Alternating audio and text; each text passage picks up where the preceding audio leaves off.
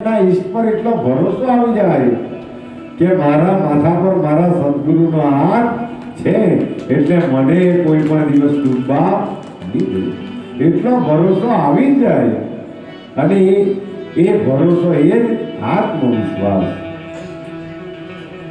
કે જેમ એ વીરબાઈને ભગવાને માંગી લીધી, વીરબાઈએ જરા પણ વિચાર નહીં કર્યો કે મારો પતિ એક પરમેશ્વર, એની આજ્ઞા એટલે પરમેશ્વરની આજ્ઞા. પછી એ પતિ ચાહે ગમે તેવો હોય, પણ પતિ એટલે પતિ. અને એ વાત પણ સાચી કે પતિ કોઈ વાર દારૂ પીવા વાળો હોય, જોઈએ તો લુચ્ચો હોય, લબાડ હોય, ગમે તેવો, પણ પતિ એટલે પતિ. જ્યાં સુધી એ છે ત્યાં સુધી બધાની શોભા છે. અને ભક્તિની અંદર એટલી શક્તિ છુપાયેલી છે કે એ સતી સાવિત્રી જેવી બની શકે, તો એ એમના ગમે એવા પાપી પતિને પણ એ તારી શકે, એટલી ભક્તિની અંદર શક્તિ છુપાયેલી છે. તો આ પ્રકૃતિ સાથે જીવવાના પ્રયાસો કરીએ.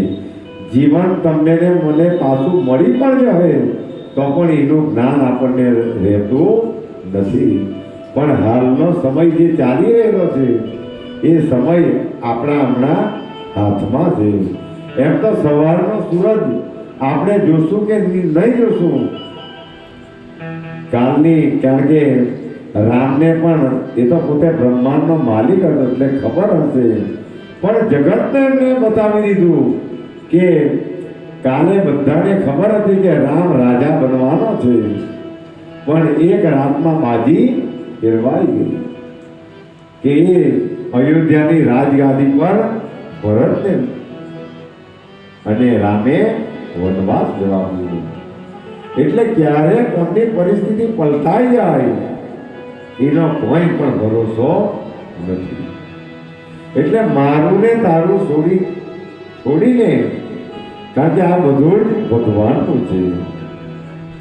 આપણને કદાચ હમણાં એક પાતળું તોડવા ગઈ તો આપણે તોડી શકીએ, પણ એક પાનને જો જોડવા ગઈ તો તમારી ને મારી વિજ્ઞાનની પણ તાકાત નથી.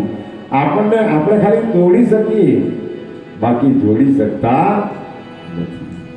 અને સંતો એમ કહે કે જે તોડી શકે, જે તોડવામાં માને તે જીવ, અને જે જોડવામાં માને તે જીવ. એટલે હંમેશા કોઈ પણ વસ્તુમાં આપણે જોડવાના જ પ્રયાસો, એ ચાહે સંબંધ હોય, કોઈ દીકરીના વ્યવહારો હોય કે સમાજની અંદર કંઈ પણ હોય, જે હંમેશા જોડવામાં માને. ને તો સંસારમાં એવા પણ પાત્રો આ નરી આંખે જોયેલા છે કે પોતાના જ ભાઈની છોકરી અને એ સારી જગ્યાએ જાય તો એને ગમે તેવા શબ્દો કે એને તોડી નાખવામાં માને, પણ એવા જીવોનો કોઈ પણ જગ્યાએ ઉદ્ધાર થઈ શકતો નથી. પોતાના જ ભાઈની છોકરી અને એને લોકો તોડવામાં માને, જે પોતાના નહીં થાય એ દુનિયાના થઈ શકતા. એટલે કહેવાનો મતલબ એ છે કે જીવનની અંદર આમાં કોઈ પણ દિવસ કાર્યો નહીં કરવા કે જેને લીધે પરમાત્મા આપણા પર કોપાયમાન થાય. આનું જ નામ સાઈ કથા. ને તો કથા તો એમ જ વાંચ્યા કરાય, પણ એ પછી કંટાળાજનક લાગે. એટલે એની અંદરથી જે આ રત્નો નીકળે, આ કથાની અંદર જે ડૂબકી મારે તો તે અંદરથી અમૂલ્ય રત્નોને કાઢે, અને એ અમૂલ્ય રત્નો એ જીવનમાં ઉતારશે તો જ તમારો ને મારો બેડો પાર થશે. ને તો ખાલી વિદ્યાર્થી સ્કૂલની અંદર જાય, હાજરી પૂરીને આવ્યા કરે અને કંઈ પણ પાઠો નહીં ભણે તો એને જીવનની અંદર સર્ટિફિકેટ નહીં મળે, એટલે નોકરી પણ નહીં મળે. એટલે આવા ધામમાં આવીને કથા કે હવે અમૃતવાણીનો લાભ નહીં લે અને પછી જેમ આવેલો તેમ જાય લાગે, તો આ ફેરો પણ, આ વીરપુરનો ફેરો પણ આપણા માટે ફોકટ બની જાય. એટલે આવ્યા છે તો કંઈક ને કંઈક મેળવીને જઈએ બધા.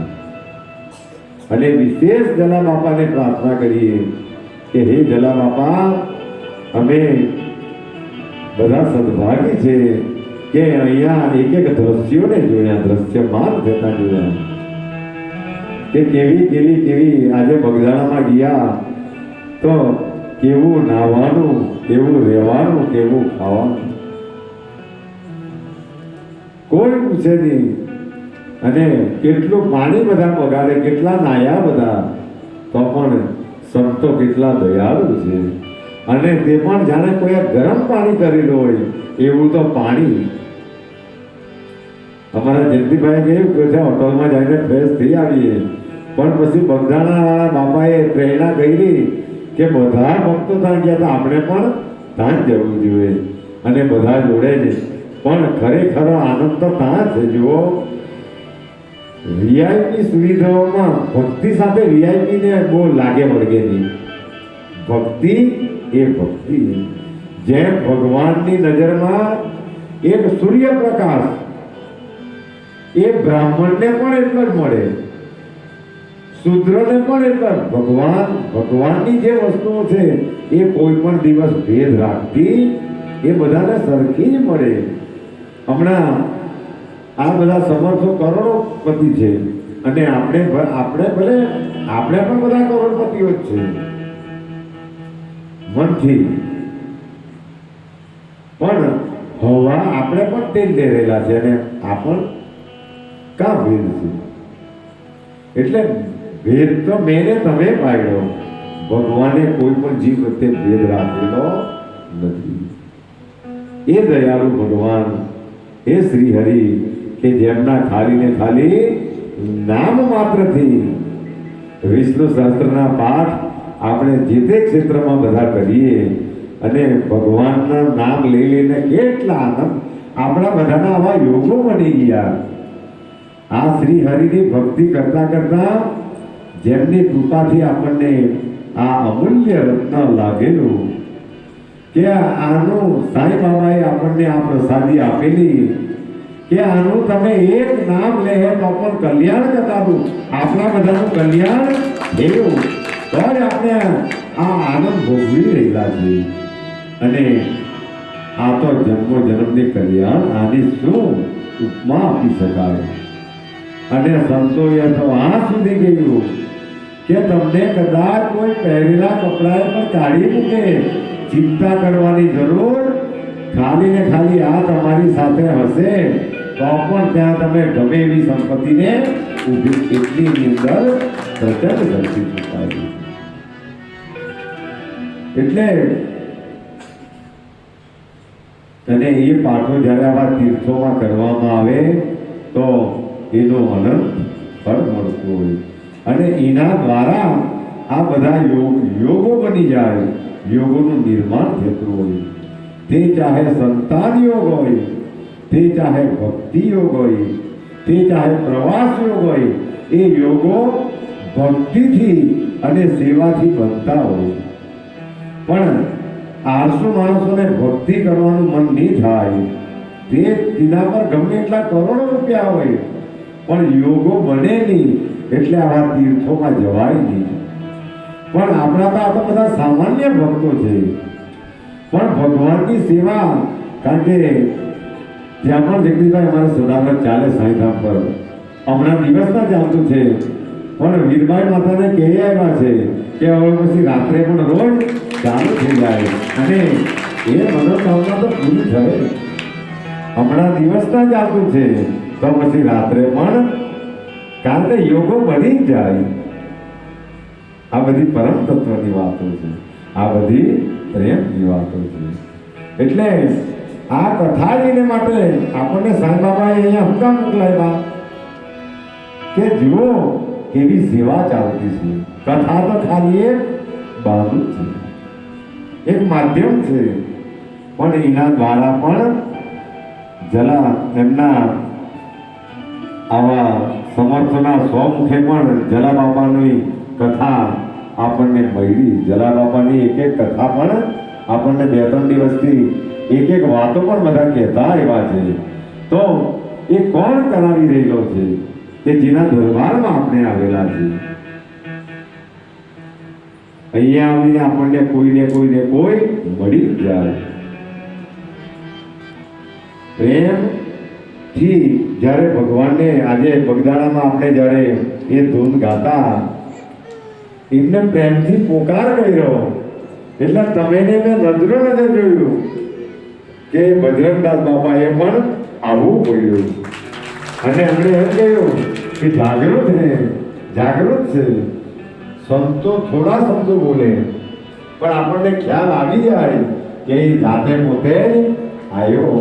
તો એક વાર ફરીથી એ બજરંગદાસ બાપાને પણ એ જરા બાપાના ધામમાં યાદ કરી લઈએ કે બાપા રામ સીતારામ સીતારામ જય સીતારામ બાપા રામ સીતારામ સીતારામ જય સીતારામ બાપા રામ સીતારામ સીતારામ જય સીતારામ બાપા રામ સીતારામ સીતારામ જય સીતારામ બાપા રામ સીતારામ સીતારામ જય સીતારામ બાપા રામ સીતારામ સીતારામ જય સીતારામ બાપા રામ સીતારામ સીતારામ જય સીતારામ બાપા રામ સીતારામ સીતારામ જય સીતારામ.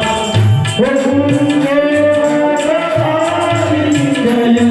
જય હો ગુરુદેવ તમારી જય હો ગુરુદેવ તમારી જય હો ગુરુદેવ તમારી જય હો બાપા બજરંગ તમારી જય હો બાપા બજરંગ તમારી જય હો બાપા રામ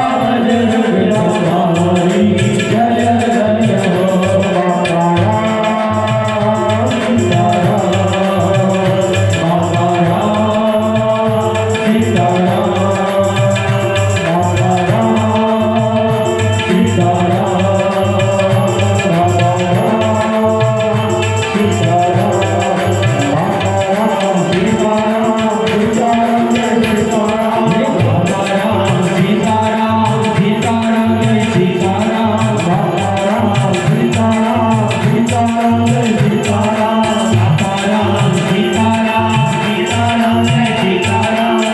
હે જલારામ તમારી જય હો જલારામ તમારી જય હો જલારામ તમારી જય હો જલારામ તમારી જય હો વિપુલવાળે તમારી જય હો વિપુલવાળા તમારી જય હો વિપુલવાળા તમારી જય હો વિપુલવાળા તમારી જય હો બાપા રામ સીતારામ સીતારામ જય સીતારામ બાપા રામ સીતારામ સીતારામ જય સીતારામ બાપા રામ સીતારામ સીતારામ જય સીતારામ બાપા રામ સીતારામ સીતારામ જય સીતારામ. બોલો બજરંગદાસ બાપાની જય, બોલો જલારામ બાપાની જય, બોલો વીરબાઈ માતાની જય.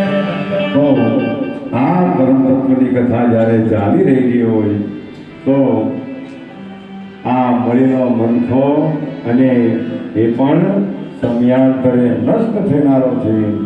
પણ જીવનની અંદર જે કર્મો કરવામાં આવે બધાએ ઈચ્છા તો સાંભળેલા છે, પણ નવા ભક્તોને એ કિસ્સાઓ જાણવામાં આવે તો એ લોકોને કંઈક ને કંઈક આમાંથી પ્રેરણાઓ મળતી હોય છે. તો જીવન ભગવાન સાથે, સત્કાર્યો સાથે અને એક એક ઘટનાઓ સાથે કેવું જોડાયેલું હોય. અમારા રાજેશ બાપુ ખાસ કોઈ વાર કહે કે આ કિસ્સો બધાને કહેવો કે જેને લીધે માનવ જીવનનું મૂલ્ય શું છે. એક એક સત્કર્મો આ લોકમાં ને પરલોકમાં કેવા સુખ આપે.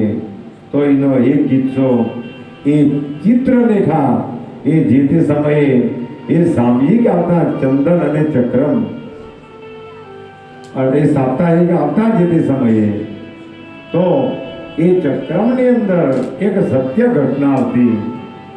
તો એ સત્ય ઘટના બધા ધ્યાનથી જો આ જલારામ જ્યોતમાં પણ બધા અભ્યાસ કરવાના આપણા ધામ પર મૂકેલા છે. નિમખલ જલારામ ધામની અંદર પણ આવી જલારામ જ્યોતો કે અંદરથી તમને વિશેષ જ્ઞાનો પ્રાપ્ત થતા હોય.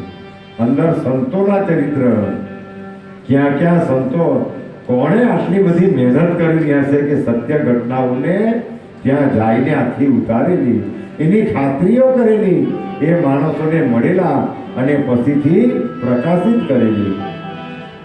કે જલા બાપાને પણ એ હશે કે આવી ઘટનાઓ જ્યારે છોકરાઓ આવા સંતોના ચરિત્ર દ્વારા જાણવાના પ્રયાસ કરે તો એને અંદરથી આવા સારા વિચારો મળે. તો એ સત્ય ઘટના બધા ધ્યાન દઈને સાંભળજો કે હિમાચલના એક ગામની અંદર એક વ્યક્તિ મૃત્યુ પામ્યો, મરી ગયો.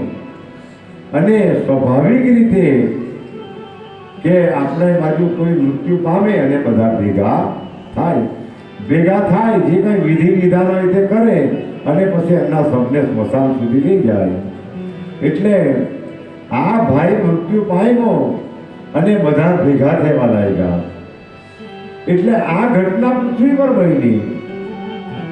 એ તો સ્વધામ નીકળી જ ગયેલો અને ત્યાં ભગવાનના ધામમાં એ પરલોકની અંદર એક બીજી પણ ઘટના બની ગઈ.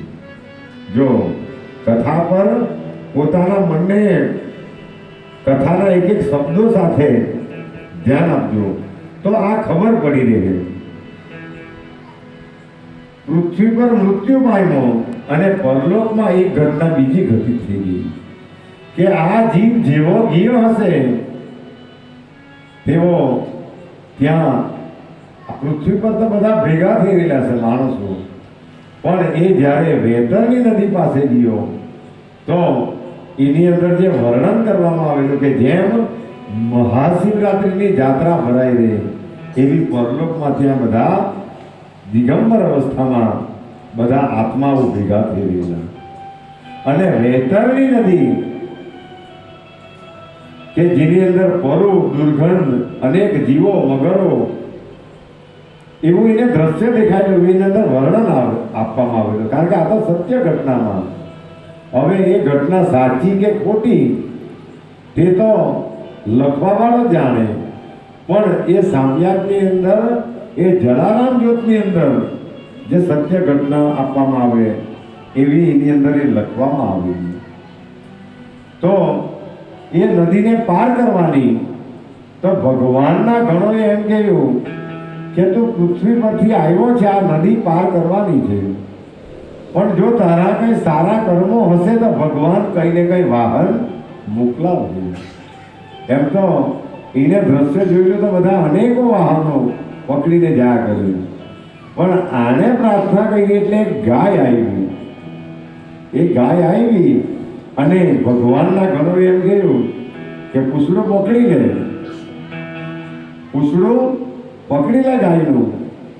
પણ ત્યાં એને નજર કરી તો બીજા એ પાણીની અંદર એ બળદ પર બેસેલા હતા, બળદ પર ઉપર. પણ આને તો એમ કહ્યું કે ગાયનું પૂછડું પકડી લે. એમણે ભગવાનના ઘરોને એમ કહ્યું કે આ લોકો તો ઉપર બેસેલા, તો મારે કેમ પૂછડું પકડવાનું? પણ ભગવાનના ગણો એમ કે તું થોડા ખરાબ કર્મો કરવાના છે એટલે તારે ભાગી પૂછડું આવશે. એટલે એ પૂછડુંને પકડી લીધું અને નદીને પાર કરવા લાગ્યો. હવે જે ઉપર બેહેલા હતા તે શાંતિથી બેહેલા હતા, પણ એ નદીની અંદર મગરો કે મગરમચ્છ આને હેરાન કરે એટલે કોઈ વાર આ બાજુ ગે લાગે બચવા માટે, કોઈ વાર આ બાજુ ગે લાગી. એમ કરતા કરતા એ આખી નદીને પાર કરી ગયો. પાર તો કરી ગયો કારણ કે કર્મો કંઈ ને કંઈ સારા હશે એટલે. પણ એ નદીને પાર કરીને જતા જતા લોથપોથ થઈ ગયો, થાકી ગયો. જેમ આજે આપણે કાલે હાંજના નીકળેલા, આખી રાત બધાને બસમાં થોડી ઊંઘ આવે, અને ત્યાં દર્શન કર્યા. આવતા પણ થોડી લાવે, થાકેલા હતા તો કથામાં પણ આપણે ત્યાં આમ તેમ કરી લેવું પડે, કારણ કે આ શરીર થાકે એટલે ઊંઘો પણ આવી જાય. જો તમારે કરતા મેં 2 ફૂટના આસન પર ઊંચો બેહેલો, અહીંથી બધું જ દેખાયા કરે. અહીંથી કોણ ઊંઘે, કોણ વાત કરે, બધું અહીંથી દેખાયા કરે. તો ખાલી તમારાથી 2 ફૂટ ઊંચે બેહેલો ને અહીંથી બધું દેખાયા કરે, તો જે ઊંચે બેહેલો તે હું નહીં જોતો, એ બધી વસ્તુ જોયા. એટલે એ જીવ જ્યારે વેતાની નદીને થાકી ગયો અને લોટપોટ થઈ ગયો, એટલે પહેલા તો એને તરસ લાગી કે મારે પાણી પીવું છે. એટલે ભગવાનના ગણોને પૂછવા ગયો કે મને પાણી મળે છે. તો ભગવાનના ગણોએ એમ કહ્યું કે તું એ પૃથ્વી પર પાયલું હશે તો તને અહીંયા મળે. ખાતું જ્યારે ચકાસવામાં આવ્યું તો ખાતામાં નીકળ્યું કે અનેકો જીવને એમને પાણી પાયું, એટલે એમને પાણી મળ્યું. અને પાણી પીધું પછીથી ભૂખ લાગી, એટલે જ્યાં પાણી પીધું ત્યાં પૂછ્યું કે મને જમવાનું મળે છે. પણ એ ઘણું એમ કે જમવાનું તો ત્યાં છે, ડિપાર્ટમેન્ટ એ ખાતું અલગ. એટલે ત્યાં પ્રસાદ લેવા માટે ગયો હશે, જમવા માટે, કારણ કે ભૂખ લાગી. અને ત્યાંના ગણોને કહ્યું કે મને જમવાનું આપો. પણ એ ગણોએ એમ કહ્યું કે તું પૃથ્વી પર કોઈને જમાડેલા હશે તો અહીંયા જમવાનું મળે. પણ જ્યારે ખાતું ખોલવામાં આવ્યું તો એ જીવે અનેકોને જમાડેલા, એટલે એને જમવાનું પણ ત્યાં. એટલે કહેવાનો મતલબ એ છે કે સત્કાર્યો આપણે પૃથ્વી પર કરેલા હોય તો એ પણ ત્યાં સાથે આવતા જ હોય. એનો મતલબ તો એ જ થાય, કારણ કે ભગવાનના ગણોએ કહ્યું કે તું કોઈને ખવડાવેલું હશે તો મળે.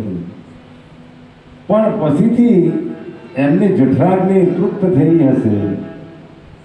એક ભગવાનના ગણે એમ કહ્યું કે ચાલ તો અહીંયા સુધી તો આવી ગયો, પણ જો ઉપર ભગવાન જ્યાં પ્રકાશ પથરાયેલો છે ત્યાં ભગવાન બેહેલો છે.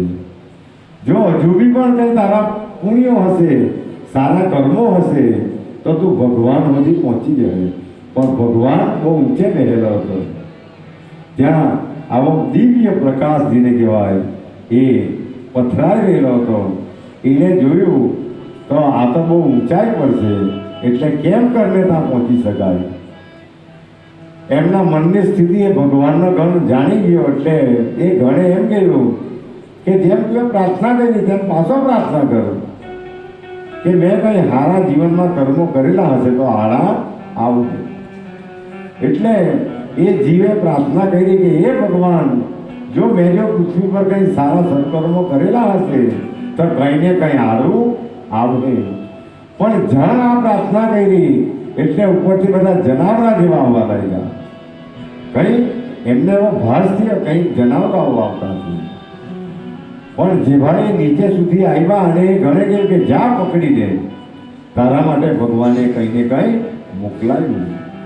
અને જ્યાં એ જીવ એ ત્યાં એ વસ્તુને પકડવા જાય અને જેવું પકડ્યું અને જોયું કે આ તો ચારસાઓ છે, આ તો કામરાઓ છે, આ તો વસ્ત્રો છે કે જે મેં બધા ગરીબ ગુરબાને દાન આપેલા, એ ગાંઠ મરાઈ પછી નીચે સુધી આવ્યા.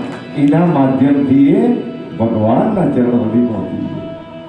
એક એક વસ્તુ પકડતો જાય કે આ તો મેં ગરીબ ગુરબાને દાનમાં આપેલું. એ વસ્તુ ગાંઠ મરાઈને અને એના માધ્યમથી ભગવાનના ચરણ સુધી પહોંચી ગયો. પણ જેવા ભગવાનના ચરણમાં પહોંચ્યો એટલે ભગવાન ખુશ થયા અને ભગવાને એમ કહ્યું કે હે જીવ, એનું જે કંઈ નામ હશે તે કે તારા પુણ્ય પ્રતાપે, તારી ભક્તિને લીધે કે આવા સારા કર્મોથી તું મારા ચરણ સુધી પહોંચી ગયો, એટલે માંગ, તને જે માંગે તે આપું. પણ જેમ આ સંસારની અંદર અમુક માણસનો ચગરા બોલે તેમ આ જીવી બહુ ચગરા હશે. એટલે એણે એમ કહ્યું કે હે ભગવાન, જો કદાચ તું મારા પર પસંદ હોય તો એકવાર મને પાછો પૃથ્વી પર મોકલાવી દે, કે જેની લીધે મેં ત્યાં જઈને બધા લોકોને સમજાવી શકું કે મેં ખાલી ને ખાલી આટલા સત્કર્મો કર્યા તો તારા સુધી પહોંચી ગયો. એ વસ્તુ મેં બધાને, જો ભગવાને પણ જાણે કે આ ચાલાક છે, પણ ભગવાન એકવાર વચન આપી દે પછીથી એમાંથી ફરી શકતા નથી. એટલે ભગવાન એમની ચતુરાઈ પર ખુશ થયા અને એમણે તથાસ્તુ કરી દીધું. કહ્યું તો તથાસ્તુ, પણ એ ઘટના એટલી બધી સ્પીડમાં થઈ ગઈ કે એ જીવે તથા તો ત્યાં સાંભળ્યું અને અસ્તુ તો પૃથ્વી પર સાંભળ્યું. તથા ત્યાં એને કાનમાં પડ્યું ને અહીંયા પૃથ્વી પર એ જમીનમાંથી બેઠો થઈ ગયો.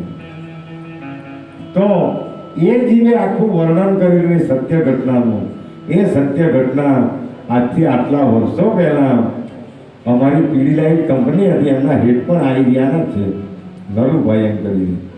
પીડીલાઇટ કંપનીના માલિક છે, મહુવાના સાહેબ, મહુવા. તો એ કંપનીની અંદર એ ચિત્રલેખાની અંદર વાંચવામાં આવે એ સત્ય ઘટનાનો લેખ કે અંદરથી કેટલી વસ્તુઓ જાણવાની મળતી હોય અને એ જ્યારે આપણે આચરણમાં મૂકી દઈએ તો એક ને એક દિવસે આપણો પરમ કરી. આ વાતો વારંવાર એટલા માટે કહેવું પડે કે નવા નવા ભક્તો આમાંથી કંઈક ને કંઈક શીખી શકે. એટલે હંમેશા ભગવાને આપણને આપેલું હોય તો અન્ન, વસ્ત્ર આવી બધી વસ્તુઓનું દાન કરવું જોઈએ. અને આપણે તો દર વર્ષે જતા જ છીએ, 3 ટેમ્પાઓ ભરીને પણ બધા ગરીબ ગુરબાઓને આ બધા ભક્તો આપવા જાય જંગલમાં. એટલે એકવાર આ ભક્તોના ચરણમાં પણ વંદન કરતો છું. અમારા બધા ભક્તોએ તો કેટલાઓ કામડાઓ ને કેટલાઓ, અને એમાં કોઈ આશા નહીં રાખવાની. જો આ દુનિયા અને એના બહુ મોટા બળગા નહીં ફૂંકવાના, એની બહુ મોટી જાહેરાતો કરવાની જરૂર. કારણ કે તમે જાહેરાત કરે એટલે પ્રસિદ્ધિ મળી જાય, લોકો તાળી પાડી દે એટલે એ ફળ તમને મળી જાય. પણ એનું જો પુણ્ય મેળવવું હશે તો આ વાતને, જેમ ભગવાન આપણને બધી વસ્તુ આપી રહેલો છે એ કોઈ પણ દિવસ પ્રગટ થતો નથી. અને એને આપણને આપેલું અને આપણે આપીએ ને પછી એનાઉન્સ કરાવીએ કે આને આમ કરે, લોકો તાળી પાડી રાખે, પ્રસિદ્ધિ મળી ગઈ, પણ પુણ્ય પૂરું થઈ ગયું. એટલે પુણ્ય જો પ્રાપ્ત કરવા હશે તો શાંતિ આ કાર્યોને અંદર ખાને કરવું, તો જ આપણે એ પુણ્યને પ્રાપ્ત કરી શકીએ. તો સમય એમ તો કથાનો પ્રવાહ તો ચાલ્યા કરે, કારણ કે એકવાર ભગવાનની વાતો ચાલુ થાય પણ રોજ જ્યાં જ્યાં કથાઓ થઈ, જો સમયને એટલા માટે બધાએ સાચવવાનો કે જે માણસો સમયને સાચવે તો સમયને અને સમયની કદર નહીં કરવામાં આવે તો સમય પણ તેની કદર કરતો. એટલે દરેક ઠાકોરભાઈને ખબર છે, અમારા જયંતિભાઈને પણ ખબર છે, કથા ચાલુ થવાની 15 મિનિટ પહેલા જાઈને અમે ઉઠી જ રહી જઈએ. ત્યાં પછી 5 માણસ હોય કે 500 માણસ હોય, આપણા લીધે 10 માણસ ખોટી થવું, આ દરેક માણસોએ કાળજી રાખવાની.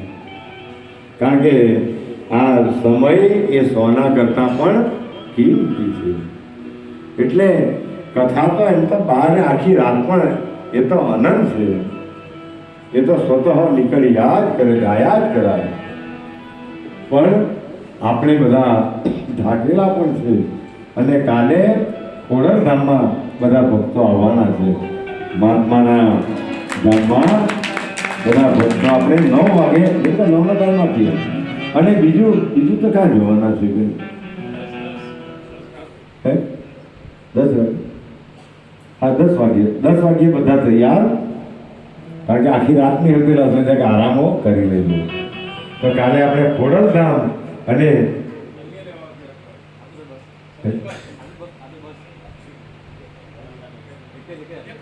એક જ અને કાલે પછી બધાને વીરપુર ધામમાં પણ બધાને સમય નહીં મળી રહેલો છે. તો આ બપોર પછી તમને જેટલું પણ બધા દર્શન કરાય જલા બાપાના કે જ્યાં પણ ફરાય, અરે ગલી ગલીઓમાં ફરજો, વીરપુરની ગલી ગલીઓમાં ફરજો. અને એમ તો આને તો શોધવાની પણ થોડી જરૂર છે, કારણ કે એ તો આપણા હૃદયની અંદર